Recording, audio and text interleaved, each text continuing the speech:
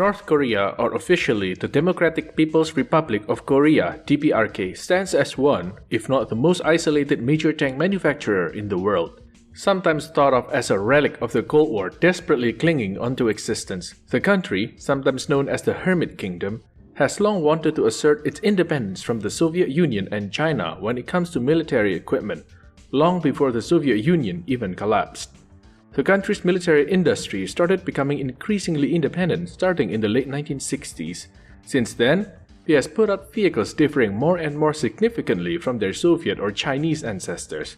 Despite the harsh interruption of the 1990s crisis and famine, the 2000s have seen significant renewal for North Korea's tank industry, with a large variety of new vehicles introduced since the start of the 21st century. One of the most significant and iconic of this development is the Songun-Ho main battle tank, unveiled during the 65th anniversary of the Workers' Party of Korea military parade. When unveiled, it was one of, if not the North Korean MBT that appeared to differ the most from the T-62 on which the Hermit Kingdom based its Chonma-Ho series of main battle tanks.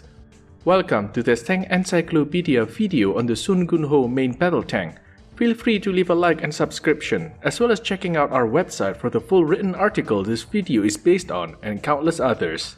North Korean tank production started with local assembly of T-55s and PT-76 in the late 1960s.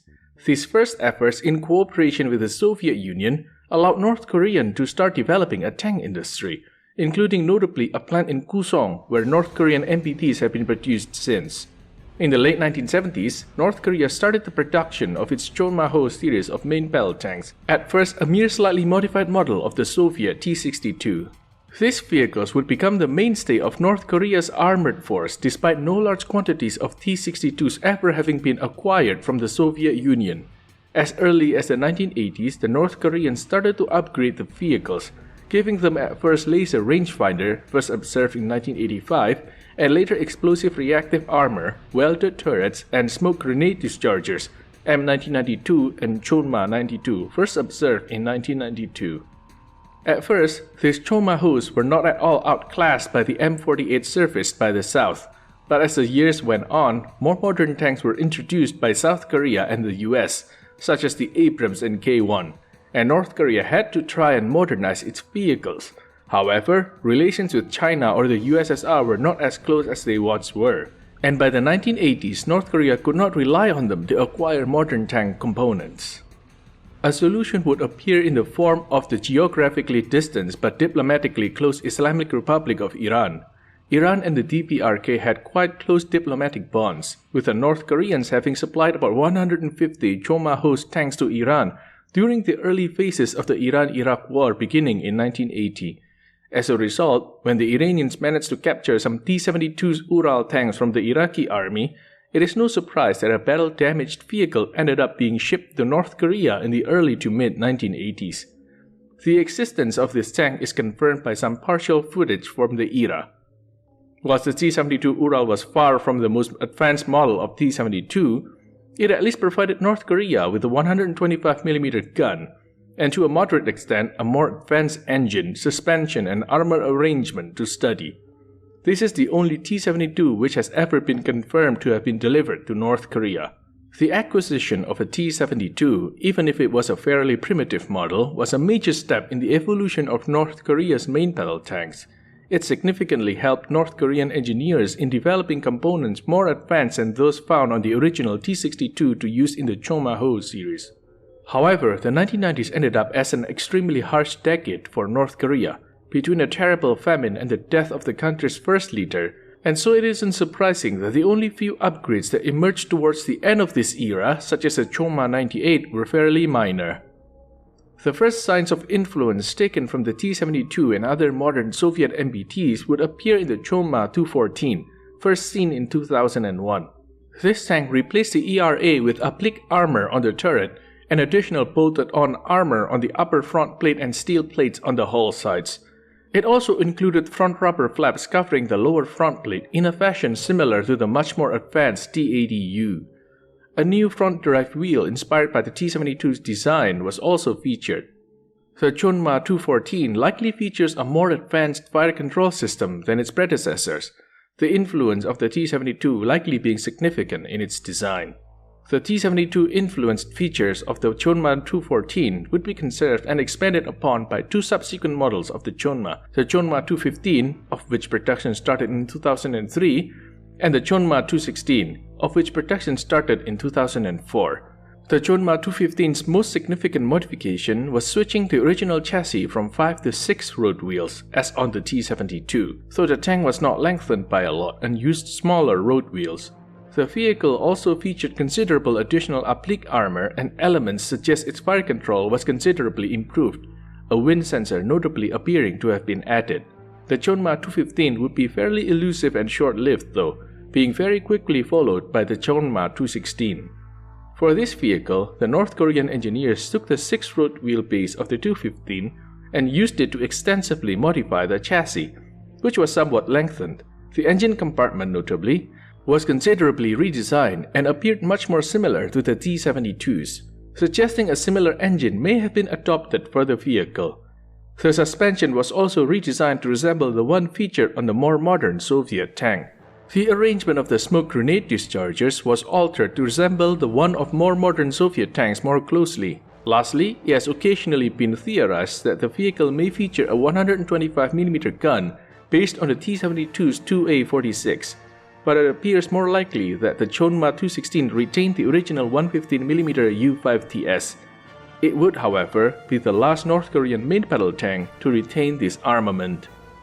The various evolutions of the Chonma-Ho in the 2000s show increasing influence from Soviet designs of the late Cold War or North Korean tank designs.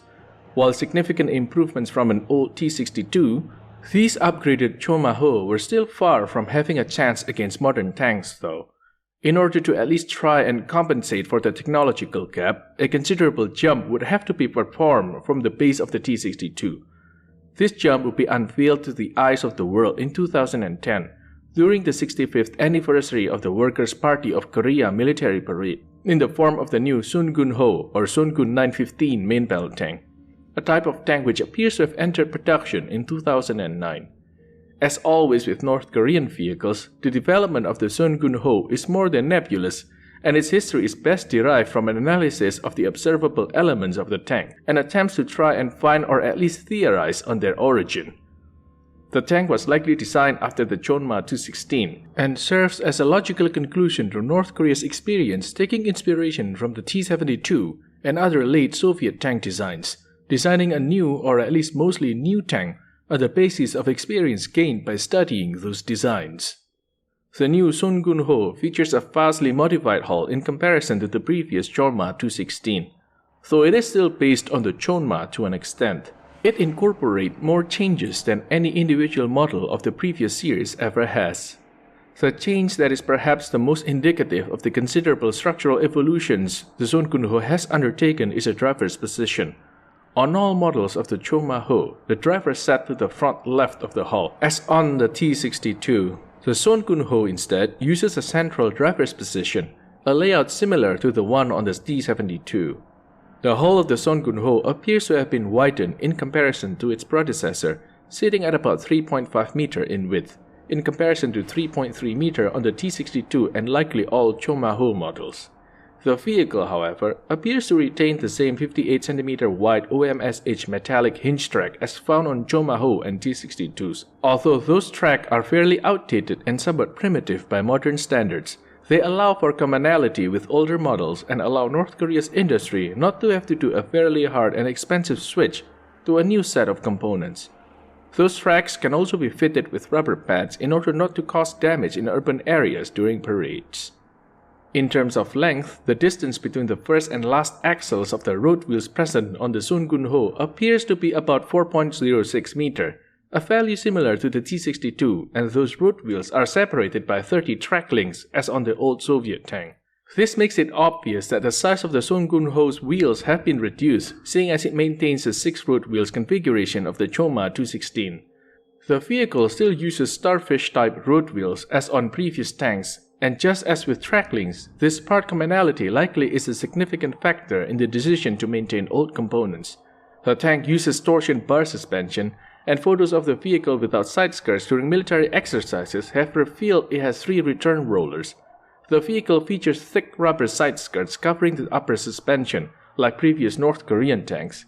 Its fenders slope downward, as on the T-62, but feature a rubber covering as on the T-72. The overall length of the Songun-Ho's hull is about 6.75 meter, with the engine compartment overhanging further than the rear either wheel by several decimeters. This is only slightly longer than on the old T-62, which was about 6.63 meter long. Nonetheless, the engine compartment of the Songun-Ho appears quite different from previous vehicles. Interestingly, it includes grills not only on top of the engine, but also on the rear of the right mudguard. North Korean sources claim the Songun-Ho uses a 1200 horsepower engine that propels it at 70 km per hour. This claim of the vehicle featuring such a powerful engine is likely an overestimation done for propaganda purposes, but the Songun-Ho does quite likely feature an engine developed from the T-72, likely quite more powerful than those used on previous Chonma-Hos. Considering the vehicle has a fairly moderate estimated weight of about 44 tons, it may still have a very decent mobility. The Songun-Ho's upper front plate has always been seen under a cover of explosive reactive armor plates. Two headlamps are present on the front sides of this ERA covering. The lower front plate is hidden by a thick rubber sheet, as on the T-80U and later models of the Chonma-Ho. Behind the ERA covering, the Songun-Ho is thought to have some form of basic composite armor, though likely simplistic and dated in its composition. Again, the assumption would be that this composite would be derived from the T-72 Ural. Though it has some new features, the hull of the Songun-Ho differs much less significantly from previous North Korean tanks when it is compared with the tank's very peculiar turret. While new North Korean tanks had been using welded turrets ever since the early 1990s, the Songun-Ho saw a return to a cast turret. It is a design somewhat similar to the T-62 in general appearance, but much taller and more bulbous. A number of reasons can be found to justify this increase in size. Firstly, the Songun-Ho is the first North Korean tank that is certified to feature a 125mm gun. The most likely inspiration to this gun come from the 2A26M2 or 2A46 present in the T-72 Ural. However, the external appearance of the gun shows it is not an identical copy. The gun is very likely compatible with most, though not all, Soviet and Chinese ammunition, and North Korea very likely produces local shells as well, although how advanced they are is a question to which an answer is unlikely to be forthcoming. It is, however, fairly certain that the North Korean 125mm gun is not able to fire gun-launched anti-tank missiles. The larger size of this gun is a reason to accommodate a larger turret, and the higher roof of the Songun-Ho's turret may be to allow far more depression as well. Unlike the vast majority of Soviet and Chinese 125mm armed tanks, the Songun-Ho has not opted for an autoloader, which may have been too complex to manufacture and fit into a hull still based on the Chonma-Ho. Instead, the tank has a human loader, meaning the turret houses 3 men, an oddity in modern designs that take their roots in Soviet principles. With the gun included, the vehicle appears to be around 10.4 meter long. The Songun-Ho's turret features a laser rangefinder (LRF) on top of the gun. It is smaller and likely more modern than previous North Korean laser rangefinders, but remains external, an archaic feature in modern tank design. An infrared spot lamp is mounted on the right of the gun, linked to it via braces in order to accommodate elevation. This is a very common feature in North Korean tanks. The loader sits to the right, the gunner to the front left, and the commander to the rear left. The vehicle has another commonly found feature in the form of the 14.5 kpv machine gun mounted on top of the turret. Its presence on the right side suggests it is operated by the loader.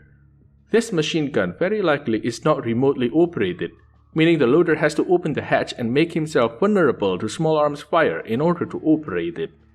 Another secondary weapon that has been present since the first parade of the Songun-Ho is an Igla man-portable anti-aircraft missile installed to the left of the turret and likely operated by the commander.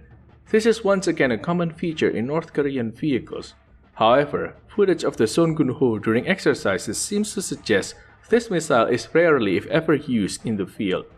A coaxial 7.62mm machine gun of unknown model, perhaps a PKT, is very likely present as well. Though cast, the Songun-Ho's turret features a fairly large rectangular turret basket, with 2 storage rails encompassing its surface. The nature of this basket is not exactly known. It may serve to house ammunition or provide more internal space. The most likely theory is that it actually contains storage boxes that can be accessed from outside the vehicle. The tank's smoke dischargers are installed on the turret sides in front of the basket, with a bank of 4 dischargers on each side. A crosswind sensor is also installed seemingly on top of the turret basket. A drawback of cast turrets is that they typically are a lot harder to fit with composite armor. This does not deter North Korean sources from claiming the Songun-Ho's turret offers 900mm of protection, though they do not specify whether this is against APFSDS or heat projectiles. In any case, it is very unlikely the turret actually provides this amount of protection. While it is reasonable to expect the Songun-Ho to have some form of composite armor array in the turret, the combination of cast turret and, in general, likely fairly primitive composite armor technology in use by North Korea does not bode well for the turret's capacity to withstand modern anti-tank ammunition. After it was first unveiled in 2010, the Songun-Ho has been shown in a couple of other configurations which differ from the one first seen in 2010 by the presence of the turret ERA as well as secondary armaments. The first modified versions, which may have been seen as early as 2010, differed from the original by the presence of ERA blocks on the turret. These ERA blocks are placed on the turret front and front top, providing additional protection on the frontal arc of the turret. Curiously, the blocks present on both sides of the mantlet appear to be double-stacked. The ability for ERA to work while double-stacked is one which is far from present in all ERA blocks, typically present only in some more modern blocks, and it is quite surprising North Korea has already developed such a type of ERA blocks, though some claim the only reason North Korea uses double-stack ERA is for deception purposes. Vehicles using this double-stack ERA have been seen in both the single-color camouflage used in the 2010 parade, as well as more colorful yellow and green camouflage seen in later parades, particularly in 2017. North Korean sources claim their turret ERA provides an additional protection that would be valued at 500mm, in addition to the 900mm that would already be provided to the turret, giving it a protection value of around 1400mm. Once again, this is very likely an exaggeration, and the type of ammunition that will be used is not even mentioned. Another early configuration of the Songun-Ho seen in military exhibition featured the above-mentioned ERA package, as well as 2 concourse anti-tank guided missile present on the right front of the turret. The use of external ATGM on the Songun-Ho, which reoccurred at a later date, is thought of as a proof the North Korean 125mm is not able to fire any gun-launched missile, and likely indicate the penetration capacities of the gun are limited to an extent, seeing the need for missiles that likely improve the penetration of enemy armor quite significantly. The same configuration also sports 2 other missiles, which appear to be an identified type of man-portable air defense system, MANPADS. Another form of early configuration the Songun-Ho has been shown in is an amphibious crossing configuration, in which the vehicle is fitted with a snorkel for river crossing operations. The turret-mounted machine gun is also covered by a protective cover in this form. The most visually impressive configuration that the Songun-Ho has been shown in, and which brings far more additional armaments than the previous, is a new weapons package that has been seen on some tanks in 2018. This was first seen during the parade for the 70th anniversary of the foundation of the DPRK. On the right of the turret, the 40.5mm KPV machine gun has been replaced by a dual 30mm automatic grenade launcher, a weapon of North Korean design. Instead of a single Igla missile, 2 were mounted on a tall mast-like superstructure at the center rear of the turret. Lastly, a new anti-tank missile launcher can be seen on the right-hand side. Cleaner than previous launchers in designs, it appears the missile it launches are North Korea's Bullseye 3. Claimed to be similar to the powerful Russian 9M133 Kornet in capacities, the missile indeed appears to be some form of local Kornet copy. Their addition to this armament package likely indicates they are thought of as superior to the concourse missile in any case. The operation of the weapons present in this package is somewhat questionable.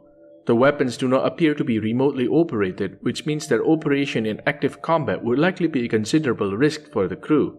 It has been suggested the package may be present purely for show, and would not actually be used in exercises or active operations. It is indeed not that uncommon to see North Korean tanks in exercise footage field none of the missile armament they may have been seen with in parades, although this could be for the far simpler reason of avoiding damage to things not essential during training. At the same time, it appears that this armament package was only fitted to newly produced vehicle, showing that Songun-Ho production has continued through the 2010s. It is known the Kusong tank factory has known some considerable slowdowns in Chonma-216 and Songun-Ho production at times though, due to the factory also being involved in production of hulls for ballistic missile launchers or self-propelled artillery. How many Songun-Ho have been manufactured is therefore very much unknown, but likely either in the high tens or low hundreds. The vehicles are very likely operated by some of the best equipped and trained North Korean armored regiments operating near the DMZ, the so-called demilitarized zone. This is in practice the very much militarized border between the two Koreas, where the most well-trained and equipped troops of both armies tend to be located. Overall, the Songun-Ho is a particularly interesting vehicle, a significant jump forward from the previous Chonma-216. It is still likely highly inferior to the newest South Korean tanks, the K1A1, K1A2, and K2 Black Panther. Still, the improvements it brings to North Korean armor are not to be ignored, and it should be remembered that the ROKA still operates a considerable number of M48A3K and M48A5K, K1, and K2. Against these tanks, the Songun-Ho likely has both a firepower and protection advantage. Against perhaps even the first K1 model, which notably retained a 105mm gun, the Songun-Ho may very well have a chance, although its fire control system likely is not as advanced. While the tank is certainly not as advanced as contemporary MBTs, the step forward formed by the Songun-Ho should not be underestimated. After all, just 10 years prior to the type being introduced, North Korea fielded nothing better than the Chonma 92 or 98, which were little more than T-62 with laser rangefinder, smoke dischargers, and ERA. As such, the Songun-Ho marks a substantial increase in military capability for North Korea. Recent developments have shown that North Korea is likely very much aware of the Songun-Ho's inferiority. On 10th October 2020, a new model of main battle tank appeared during the 75th Workers' Party of Korea anniversary parade. While how many of these tanks feature are real and how many are fake is very much still in debate. The vehicle appears to take the base of the Songun-Ho tank and to considerably expand on it, a manifestation of North Korea's wishes to try and close the technological gap, in particular with South Korean and American tanks. While this new type now enters service, it is very likely the Songun-Ho may still be in production for a while, remaining one of the most modern tanks in the Korean People's Army arsenal. This concludes Tank Encyclopedia's video on the Songun-Ho. We hope you liked it. Don't forget to check our website and our Patreon. And until next time, keep us in your sights.